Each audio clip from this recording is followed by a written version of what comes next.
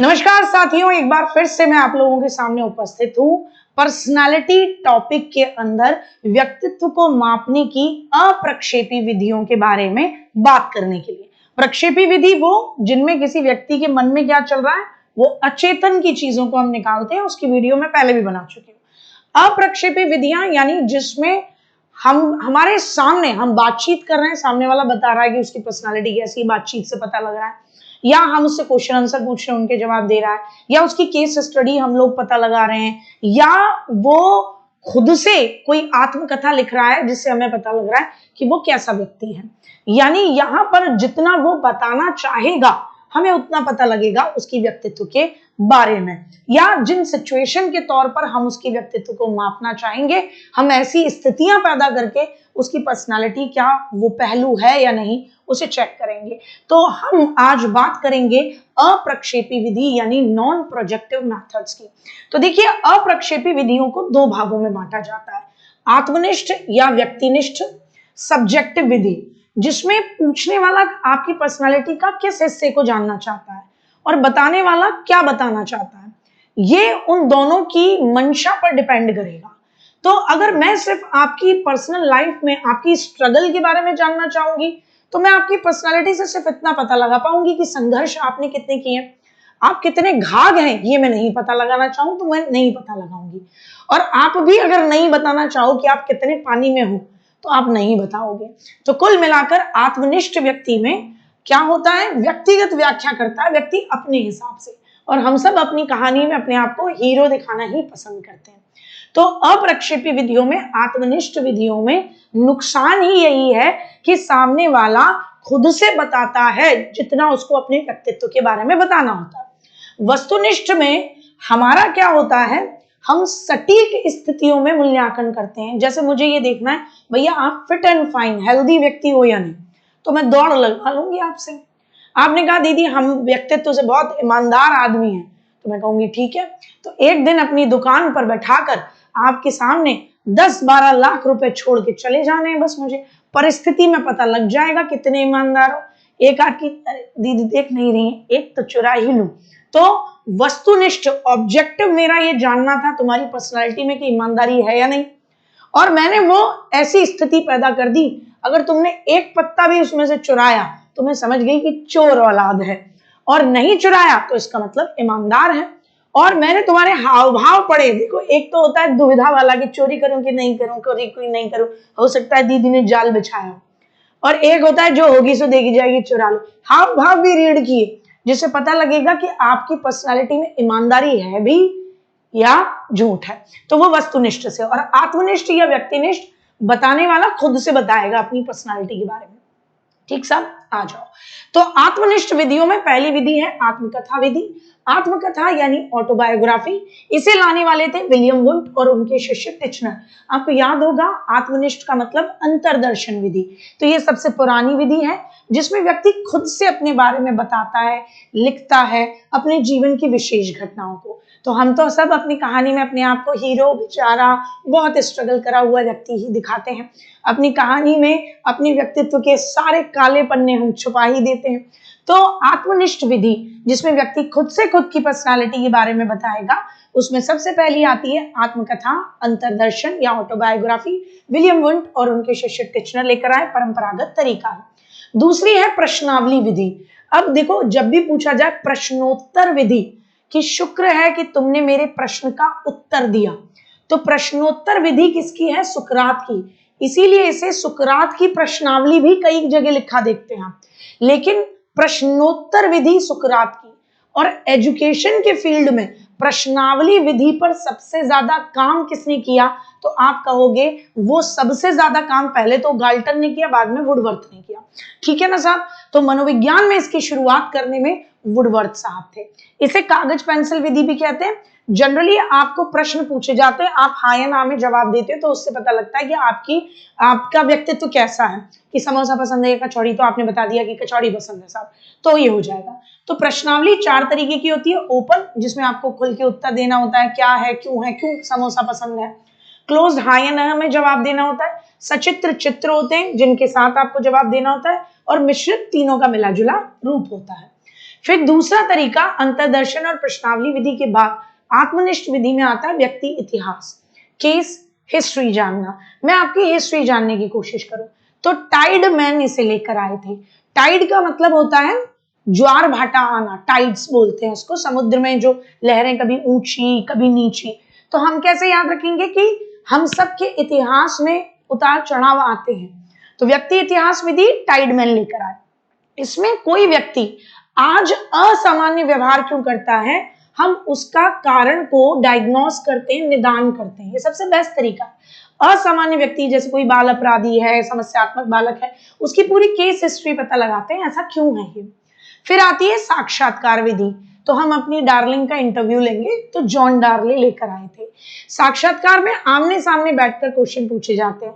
अब क्वेश्चन भी, ये साक्षात्कार इंटरव्यू भी दो तरीके का, एक संरचित यानी निर्देशित स्ट्रक्चर्ड फॉर्मल, जिसमें पहले से ही डिसाइड है मैं कौन से क्वेश्चन पूछूंगी, आप कौन से जवाब देंगे, जैसे आजकल का मीडिया, आइए मोदी जी बताइए मेलोडी है चॉकलेटी क्यों, ऐसा वाला इंटरव्यू। असंरचित या अनिर्देशित कुछ भी पूछ सकती हूँ मैं आपको, और आप जब जवाब दे रहे हो तो मैं आपके जवाबों के साथ साथ आपके फेस के एक्सप्रेशन भी चेक कर रही हूँ कि ये व्यक्ति कैसा है। और तीसरी इलिसिटिक, समाहारक, दोनों में से जो भी अच्छा लगे मिला जुला मिलाकर, कभी कुछ पहले से डिसाइडेड क्वेश्चन पूछ ली, फिर बीच में कुछ ऐसा क्वेश्चन पूछ लिया। तो इन सब में चाहे वो अंतर्दर्शन विधि हो, चाहे वो आपकी व्यक्ति इतिहास विधि, चाहे प्रश्नावली या साक्षात्कार विधि, इन चारों को हम आत्मनिष्ठ विधि कहते हैं, क्योंकि जो पूछने वाला पूछना चाहता है वो ही पूछेगा और बताने वाला अपनी पर्सनालिटी का जो हिस्सा बताना चाहेगा वही बताएगा। ठीक साहब, यहां तक क्लियर गुड्डा। फिर आता है, अब हम प्रश्नावलियों में कुछ प्रश्नावली यूपी टेट में पिछली बार भी पूछी थी, उनकी फुल फॉर्म आती है, बस इतना याद करना है कौन सी की फुल फॉर्म क्या है। तो उनमें एक प्रश्नावली में हम देखते हैं मांडस्ले व्यक्तित्व प्रश्नावली, MPI इसकी फुल फॉर्म है।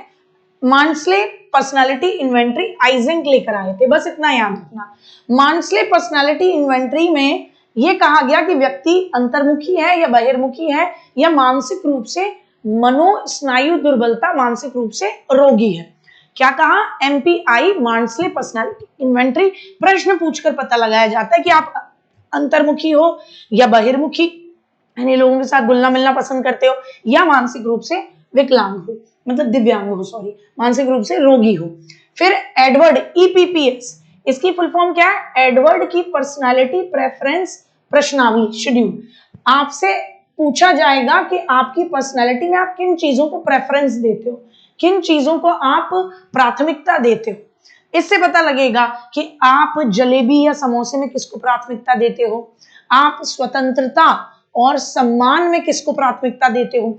तो इसकी फुल फॉर्म याद रख लेना, पिछली साल फुल फॉर्म पूछ ली थी। तो EPPS Edward personality preference schedule मापन करने के लिए। MMPI पूछा गया था पिछली बार, माइनेसोटा मल्टीफेसेस पर्सनालिटी इन्वेंटरी, मैककिनले और हाथवे लेकर आए थे। मैककिनले और हाथवे लेकर आए थे माइनेसोटा मल्टीफेसेस पर्सनालिटी इन्वेंटरी। इन्वेंटरी का मतलब होता है प्रश्नावली, कि प्रश्न पूछे जाएंगे, आप जवाब दोगे और उससे हम आपकी पर्सनालिटी को पता लगाएंगे। तो MPI मांडस्ले पर्सनालिटी इन्वेंटरी, मांडस्ले की पर्सनालिटी जो आइजेंक लेके आए थे, उसमें क्वेश्चन पूछे जाते हैं, है ना, प्रश्नावली। MMPI माइनेसोटा मल्टीफेसेस पर्सनालिटी इन्वेंटरी, जिसमें आपसे हाथवे और मैककिनले लेकर आए थे, क्वेश्चन पूछते हैं, हाँ या ना में जवाब देना। EPPS Edward personality preference schedule. ठीक साहब।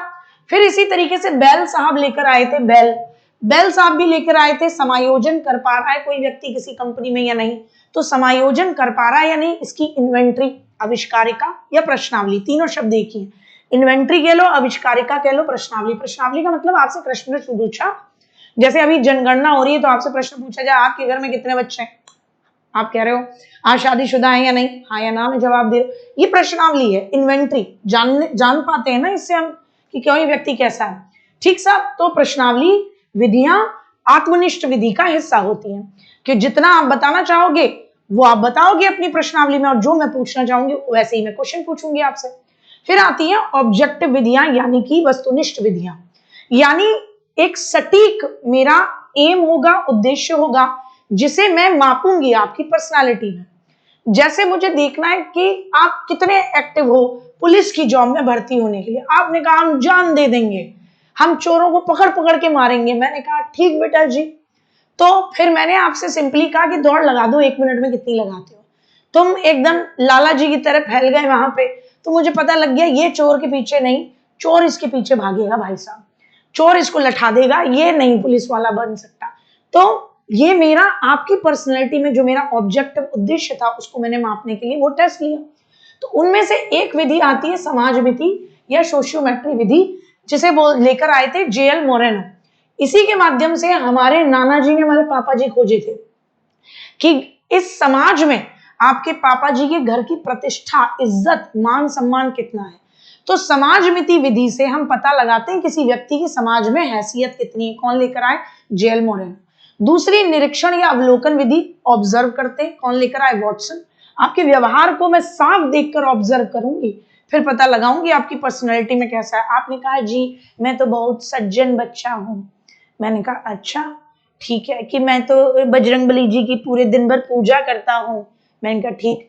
फिर मैं देख रही हूँ कि वहां जाके क्या कर रहे हो, वहीं पे एकदम नाच रहे हो, दम मारो दम पर।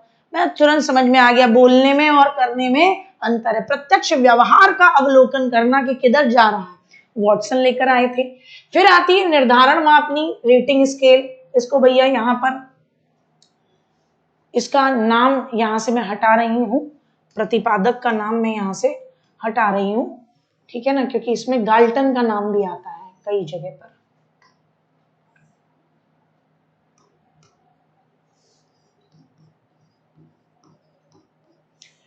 फिर आती है निर्धारण मापनी, रेटिंग स्केल। जैसे स्विगी जोमेटो ऐप हम इस्तेमाल करते हैं तो वो बोलते हैं मैम डिलीवरी कैसी थी, ठीक थी, है ना। आप ऐप पर क्या कर दीजिएगा, रेटिंग दे दीजिएगा। तो इसको गाल्टन साहब भी इससे जुड़े हुए हैं।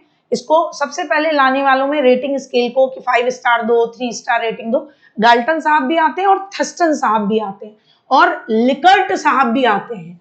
लिकर्ट साहब को भी आप रेटिंग स्केल से जोड़ते हो, लेकिन वो रुचि से जुड़ी हुई रेटिंग स्केल है कि किस चीज में आपकी रुचि ज्यादा है, उसको आप रेट करो, तो वो लिकर्ट की हो गई, है ना। ऐसे ही फ्रांसिस गाल्टन साहब की भी है और ऐसे ही थस्टन की भी है। ठीक सब हाल फिलहाल आपको याद रखना है निर्धारण मापनी या रेटिंग स्केल क्या है, कि वो व्यक्तिनिष्ठ नहीं वस्तुनिष्ठ विधि है ना। जो हमारा ऑब्जेक्टिव है कि भैया खाना एकदम गर्म मिला, ठीक है, गर्म मिला तो 5 स्टार में से रेट कर दीजिए, तो हमें ऑब्जेक्टिव पता पड़ जाता है ना। हम किसी रेस्टोरेंट को चुन रहे हैं तो उसकी रेटिंग के बेसिस पे चुन रहे हैं कि कस्टमर ने इसको कंफर्ट के मामले में कितनी रेटिंग दी है, खाने के मामले में कितनी रेटिंग दी है। तो जो हमारा उद्देश्य है हम उस उद्देश्य को जान पाएंगे। और चौथा आता है शारीरिक परीक्षण, जिसमें आप सेना में, आर्मी में जब लेते हो किसी को तो उसकी व्यक्तित्व में आप इस चीज का पता लगाने के लिए शारीरिक परीक्षण करते हो। फिर हो गया सिचुएशनल टेस्ट, कि भैया किसी व्यक्ति ने कहा मैं ईमानदार हूं, मैंने कहा ले बेटा 1 किलो सोना यहीं रखा है, जा वहां दिया अंकित चौधरी भैया को। रास्ते में अगर तुम लेकर फरार हो गए तो इसका मतलब तुम ईमानदार नहीं हो। तो मैंने परिस्थिति पैदा की और आपकी पर्सनालिटी में जो चीज मैं चेक करना चाहती थी वही वस्तुनिष्ठ ऑब्जेक्टिव चीज मैंने प्राप्त कर ली। ठीक है साहब, तो उम्मीद है मजा आया होगा। आप में से जो भी यूपीटेट के कंटेंट की तैयारी जबरदस्त तरीके से करना चाहता है, प्रखर बैच 2.0 के साथ जुड़े, टेट 20 कूपन कोड लगाएं और साथ ही साथ सुपर टेट की तैयारी के लिए भी अभी से जुड़े। आगे मिलेंगे अगली वीडियो में। अगर वीडियो पसंद आई हो तो लाइक करें, शेयर करें, चैनल पर पहली बार आए हो सब्सक्राइब करें। Bye bye, love you, take care, जय हिंद, जय भारत।